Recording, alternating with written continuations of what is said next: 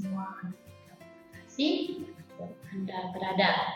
Pada saat ini kita akan kembali dalam pembelajaran kimia, yaitu keseimbangan kimia.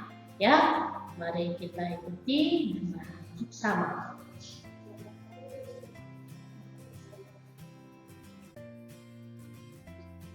Nah, pada materi ini kita akan mempelajari tentang pengertian keseimbangan kimia. Apa itu keseimbangan kimia? Kemudian pergeseran keseimbangan kimia, bagaimana cara menetapkan tatapan kimia, kemudian menghitung derajat disosiasi, dan bagaimana penerapan konsep keseimbangan dalam kehidupan sehari-hari.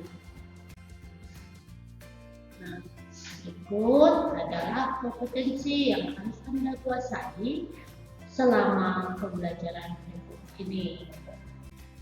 Dan ini adalah indikator atau tujuan pembelajaran yang akan Anda peroleh. Oke, nah Anda perhatikan gambar berikut ini. Kira-kira seimbang tidak? Hampir seimbang mungkin. Ya. Tapi Anda perhatikan ini, kalau ini seimbang tidak? Nah, sudah pasti tidak seimbang berarti ya. Nah, berdasarkan dua gambar tadi, maka Anda boleh bahwa keseimbangan itu adalah keadaan yang sama. Nah, kemudian Anda perhatikan gambar berikut. Nah, ini adalah suatu siklus air ya, dalam air. Nah, di mana air dari laut akan menguap, kemudian mengalami kondensasi, ya sehingga menjadi jenuh ya. Kemudian nanti kalau sudah terlalu jenuh maka akan turun menjadi air hujan, kemudian diserap oleh tanah, kemudian dalam tanah diserap air tanah, berupa air tanah, kemudian air tanah keluar ya dalam bentuk danau dan sebagainya kembali terus menerus. Nah, Anda perhatikan di sini bahwa ternyata siklus air atau daun air itu tidak berkesudahan. Maka selain pengertian keseimbangan itu adalah sama, maka artinya pengertian keseimbangan itu adalah tidak terputus, berarti tidak berhenti gitu ya. Berarti selalu terjalin atau selalu terjadi ya. Dari air menjadi air kembali menjadi air. Nah, itulah pengertian contoh lain daripada keseimbangan. Tidak pernah berhenti, ya selalu kembali membentuk yang baru. Ya. Nah, sekarang kita lihat ya. Nah, ini ada suatu reaksi kimia. Di sini ada reaksi pembentukan gas NH3. Maka kalau Anda perhatikan di sini, ya dari reaksi pembentukan NH3 tersebut, maka N2 gas nitrogen dengan gas hidrogen akan membentuk daripada gas amonia, ya. Nah, kemudian semakin banyak daripada amonia yang terbentuk, maka jumlah daripada konsentrasi nitrogen dengan gas hidrogen akan semakin berkurang. Oke, kemudian kita lihat lagi reaksi kedua, ya. Pada reaksi kedua merupakan reaksi penguraian gas NH3. Oke, pada reaksi penguraian gas NH3, semakin banyak NH3 atau gas amoniak yang terurai, maka akan semakin banyak gas nitrogen dengan gas hidrogen yang terbentuk. Ya, nah, jadi di sini sejalan dengan berkurangnya konsentrasi daripada reaksi, maka akan bertambah jumlah konsentrasi daripada produk. Nah, dengan demikian, ya pada kesempatan kali ini, bila kita ulang, maka dari gas nitrogen dan hidrogen membentuk kembali jadi amonia. Kemudian amonia kembali lagi mengurai menjadi nitrogen dengan hidrogen, maka itu termasuk dalam suatu siklus yang kita kenal dengan keseimbangan. Maka persamaan reaksi dari keseimbangan amonia adalah sebagai berikut ya. Nah, di sini Anda lihat ada P1 dengan P2. maka P1 adalah laju pembentukan amonia, ya, sedangkan P2 adalah laju penguraian amonia, di mana besar laju pertama dan laju kedua adalah sama.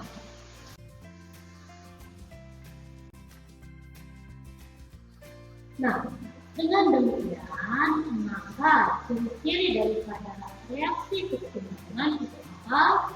Itu yang pertama, reversible. Apa itu reversible? Tidak berhenti, berarti terjadi terus-menerus.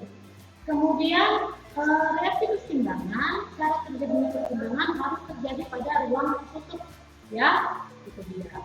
Itu bukan terbuka. Nah, kemarin sudah saya ajarkan waktu termokimia, apa itu artinya? Sistem tertutup, berarti materi tidak bisa berpindah, ya. Kemudian yang ketiga, laju reaksi ke kiri. Laju reaksi ke kiri sama dengan ke kanan. Nah, berarti ke kiri itu adalah reaksi pengembalian, biasanya berhenti, ya, atau misalnya reaksi dari produk membentuk reaktan. Nah, dari reaksi ke kanan berarti reaktan membentuk produk itu sama dengan, ya, sama besarnya. Kemudian yang terakhir adalah tidak terjadi kesimbangan.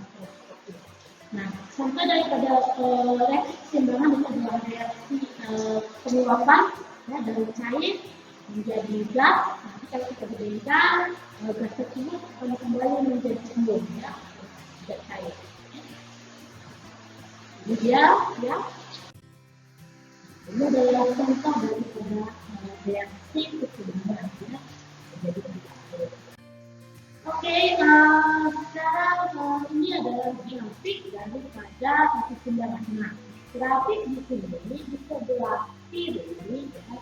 Grafik ini adalah grafik yang terjadi pada saat belum terjadinya keseimbangan, ya. Jadi sama-sama berusaha menemukan kecepatannya dan konsentrasinya. Nah, setelah mencapai keseimbangan, maka konsentrasi apapun suatu produk sama dan ya, itu tidak ada. Nah, berdasarkan wujud zat yang bereaksi pada suatu sistem keseimbangan, maka keseimbangan dibagi dua, yaitu keseimbangan yang homogen dengan keseimbangan yang heterogen. Ya, nah, keseimbangan homogen berarti semuanya zat yang bereaksi bersama, boleh juga seluruhnya atau boleh berangkat gitu. Ya, jadi fraksinya sama. Nah, Anda perhatikan di sini ini, ya, adalah bentuk gas ini. Oke, baik hidrogen, oksigen, ataupun gas hidrogen. Ini dalam bentuk, kalau ini dalam bentuk lava, ini dalam. Ini prinsip daripada keseimbangan itu adalah.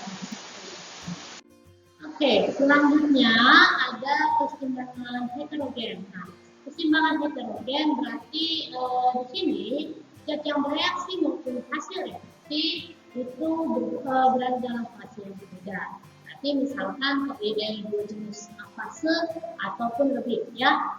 Di sini contohnya adalah reaksi keseimbangan suatu kalsium karbonat, ya, yang terdiri dari padatan dengan gas, ya, gitu, ya. Ini adalah padatan daripada ini gas karbon dioksida gasnya.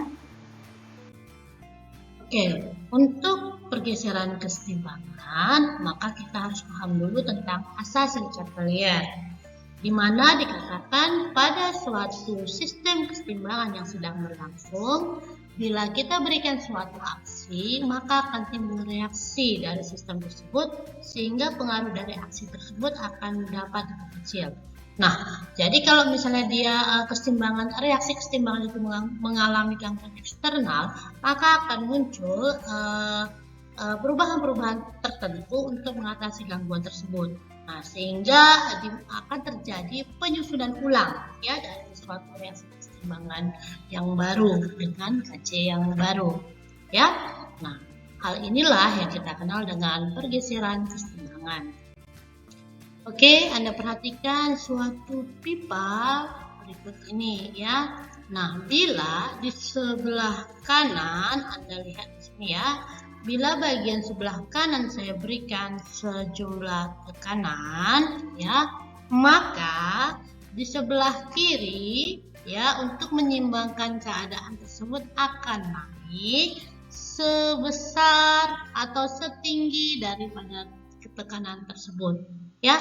Nah, itu adalah suatu aksi, ini aksi ya.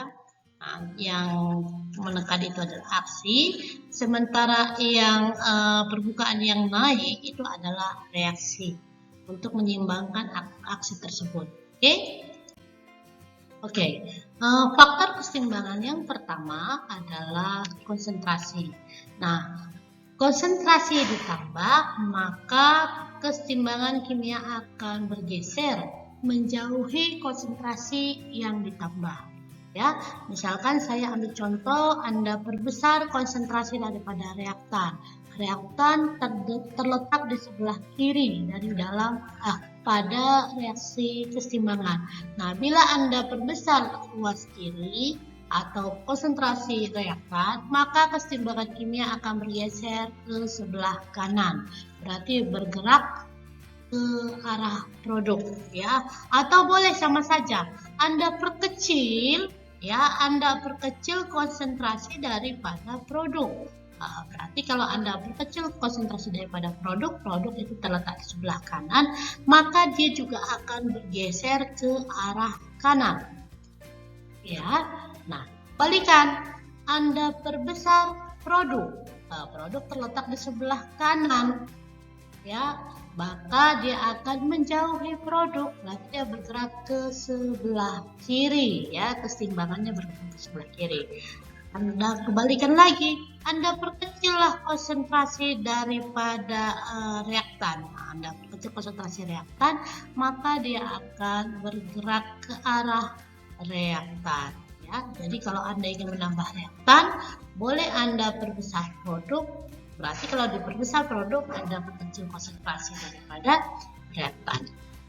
Ingat ya, kalau ditambah, maka dia bergerak ke lawannya. Ya, kalau dikurang, maka dia bergerak yang dikurang. Oke, bila produk ditambah, maka reaktan dikurang. Bila reaktan ditambah, maka produk dikurang. Ya. Oke, jadi ini contohnya suatu reaksi keseimbangan. Nah, ini adalah suatu reaksi keseimbangan yang homogen. Anda lihat ya, ini adalah reaksi keseimbangan yang homogen ya di sini ya. Ini sama-sama gas. Oke. Nah, pada reaksi tersebut Anda perhatikan bila SO2 ditambah. Nah, SO2 apa? SO2 adalah bereaksi ya. Nah, jika SO2 ditambah, maka keseimbangan geser kemana? Oke, kemudian jika SO3 ditambah. Nah, jika SO3 ditambah, SO3 adalah produk, maka geser kemana?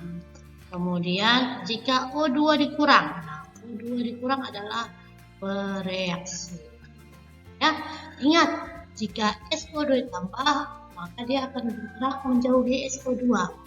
Dia bergerak ke arah kanan atau jumlah daripada SO3 akan bertambah. Kemudian SO3 ditambah, maka dia akan menjauhi SO3 sehingga SO2, jumlah daripada SO2 dengan O2 akan bertambah.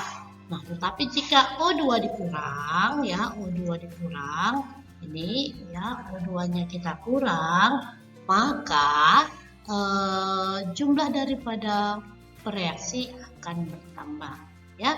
Jadi ingat, kalau ditambah dia menjauhi, kalau dikurang justru mendekati. Nah, jika SO3 dikurang, nah SO3 adalah produk. Nah, produknya dikurang, jadi gimana? Maka akan mendekati, bergeser ke arah kanan keseimbangan kimianya, sehingga SO3 akan bertambah banyak. Nah, ya pembahasannya ya. Ini dia tadi. Nah, bila SO2 ditambah, maka akan bergeser ke kanan, ya, cenderung membentuk produk. Bila SO3 ditambah, maka menjauhi, ya, itu dia, atau cenderung membentuk reaktan. Nah, bila O2 dikurang, maka akan mendekati O2. O2 adalah bereaksi, maka jumlah O2 bertambah dengan jumlah SO2 juga bertambah, ya. Jadi kedua-duanya bertambah. Nah, bila SO3 dikurang, maka produklah yang bertambah, ya. Oke.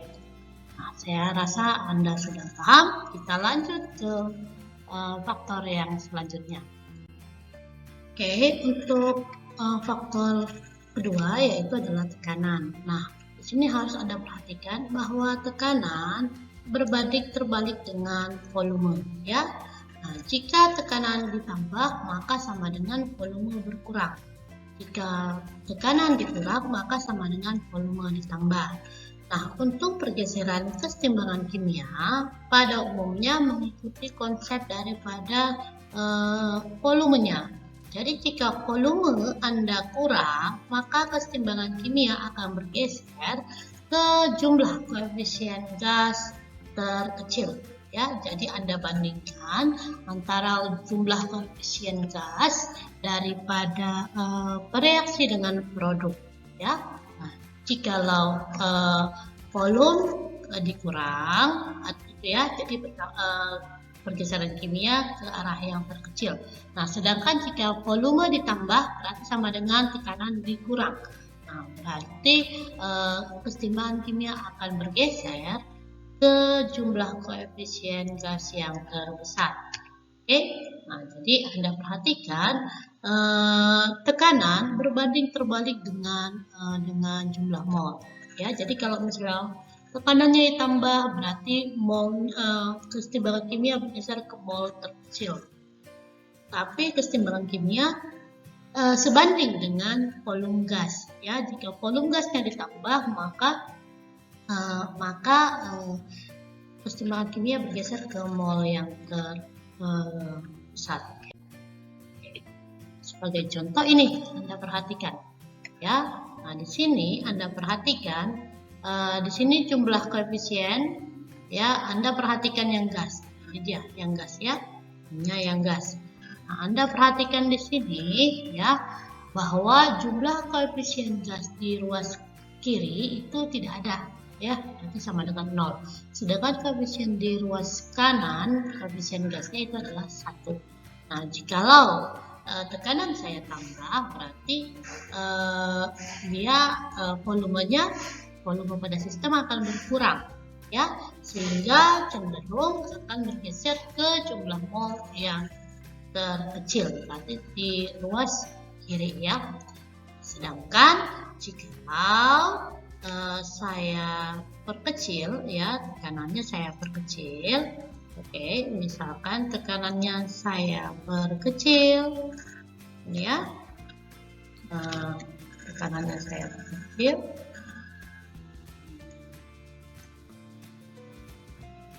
Oke, tekanannya saya perkecil. Oke, ya, maka volume gas itu akan bertambah banyak, ya, atau bertambah besar. Maka kesetimbangan kimia akan bergeser searah dengan pertambahan volume, yaitu semakin besar, berarti ke volume gas, ke mol gas yang terbesar di sebelah kanan. Oke, faktor yang ketiga itu adalah suhu. Nah, di sini berkaitan dengan entalpi. Jadi kalau suhunya ditambah, berarti kan kita ibaratkan positif, ya, maka entalpi yang positif itu adalah terjadi pada reaksi endoterm. Sedangkan untuk suhu yang dikurang, berarti kan kita anggap dia minus, ya, kurang min, kan? Berarti searah dengan entalpi yang memiliki nilai minus, yaitu reaksi exo. Jadi suhu dikurang, dia bergerak ke arah eksoterm, suhu ditambah dia bergerak ke arah endoterm. Oke, terus, ya. Kita lihat di sini. Nah, ini reaksi pembentukan COCl2 ini adalah endoterm. Oke. Jadi kalau saya panaskan, dia kan endoterm. Ini sama dengan delta H-nya sama dengan ini reaksinya pembentukan endoterm. Berarti kan kebalikan ya. Berarti ini sama dengan negatif. Kan? Berarti kalau saya panaskan, dia akan bertambah, maka dia akan bergerak ke arah endo, kan? Makanya bergerak ke arah sini, ya. Suhu ditambah, dia bergerak ke arah endoterm, ya. Nah, kenapa? Karena ini akan bernilai entalpinya bernilai positif. Oke. Sedangkan kalau suhu saya kurang,